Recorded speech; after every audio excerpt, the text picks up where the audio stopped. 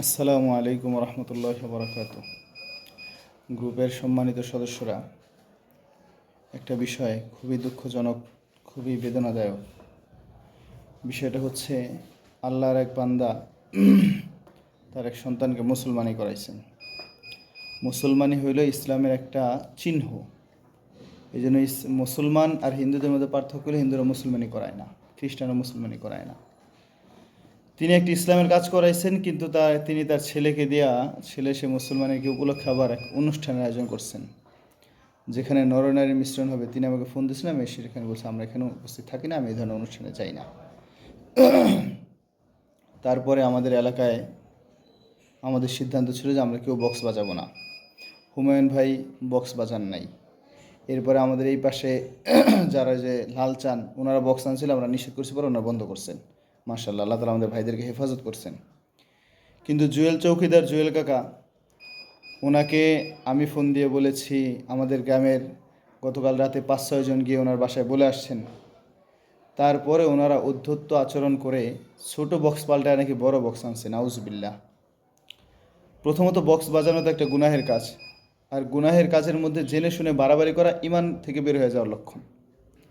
আল্লাহ রাব্বুল আলামিন কোরআনে কারিমের মধ্যে বলছেন, আওয়ালাম ইয়ারাল ইনসান আন্না খলাকনাহু মিন নুতফাতিন ফাইদা হুয়া খসিমুম মুবিন।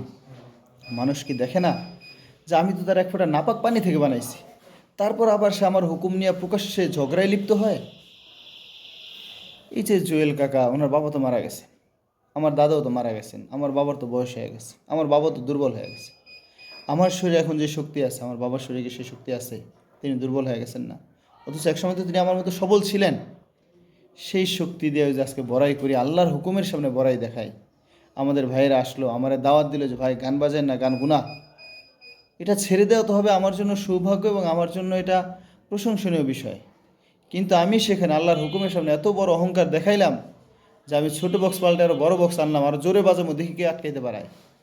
কেউ আটকাইতে পারবে না, দুনিয়া আল্লাহ আটকাই দিতে পারবে। বড় বড় জোয়ানরা চলে গেছে দুনিয়া থেকে, নমরুদ, ফেরাউন, কেউ দুনিয়াতে থাকে নাই। আমাদের আশেপাশেও এই 1 বছরের মধ্যে আমাদের 4 জন মারা গেল। সেখানে তো এক জোয়ানও ছিল, সেখানে তো আমাদের ইসমাইল ভাইও ছিল। আল্লাহ থামায় দিলে তখন আর কিন্তু কেউ টান্নে উঠাইতে পারবে না। এই জন্য আমাদের সমাজের বিরুদ্ধে গিয়া এবং আল্লাহর হুকুমের সামনে নিজের অহংকার দেখায়া একটা হারাম কাজ রে উনি যেভাবে প্রকাশ্যে করছেন এবং বড়োভাবে করছে, এটা আল্লাহর হুকুমের সাথে অনেক বড় গাদ্দারি হয়েছে, অনেক বড় বেয়াদবি হয়েছে। আল্লাহ তাআলা ওনাকে হেদায়েত দান করেন, সঠিক বুঝ দান করেন, এবং এই ধরনের অশ্লীল কাজ, খারাপ কাজ, গুনাহের কাজের মধ্যে উদ্ধত্ত করা। ভাই, গুনাহ তো আমরা সবাই করি, কিন্তু কেউ আমাকে যখন সে গুনাহের ব্যাপার সতর্ক করে, তখন আরও নিজের উদ্ধত্ত, নিজের একটা শক্তি দেখানো যে আমি পারি। আল্লাহ বলেন তোমরা তো দুর্বল, খলিকাল ইনসান দুআফা।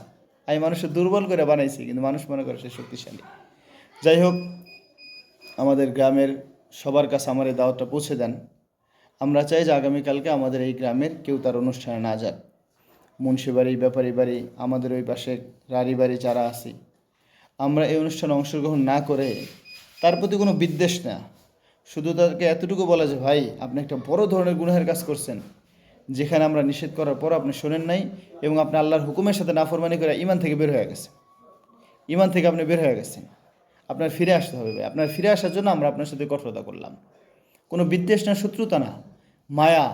এটা ভালোবাসা তার প্রতি আমাদের, এটা তার প্রতি আমাদের মায়া, যে আমরা তার এই গুনাহ থেকে দ্বিতীয়বার ফার্দার যেন সে এই ধরনের কোনো গুনাহ না করে।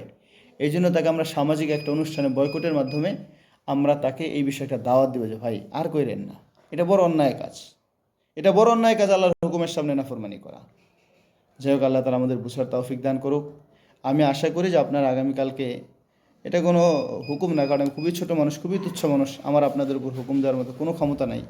শুধুমাত্র আল্লাহর বিধানকে সামনে রাখে এবং সমাজের কল্যাণের বিবেচনায় বলতেছি যে এলাকার যারা মুরব্বী আছেন, আলা বক্স মামা আছেন, জলিল ব্যাপারে আছেন, শামসুল হক মিদ্দা আছেন, ফারুক ভাই আছেন, হোসেন ভাই আছেন, এই পাশে আমাদের আবুল ব্যাপারী মামা আছেন, আমার আনোয়ার কাকা আছে, আমি বলবো আসগর মিয়া আছেন, ইলিয়াস ভাই আছে, আমি আপনাদের কাছে হুমায়ুন ভাই আছে, বুরহান ভাই আছে, হ্যাঁ ওইখানে ইমান ভাই আছে। আমি আপনাদের কাছে রিকোয়েস্ট করব যে এটা ওনাকে ভালোবেসেই ওনার জন্য একটা সুযোগ দেওয়ার জন্য, আগামীতে যেন এই গুনাহের কাজে আর লিপ্ত না হন, সেজন্য এটা ভালোবেসে, এটা কোনো শত্রুতা করে না, ওনার অনুষ্ঠানে আগামীকাল না যাওয়া।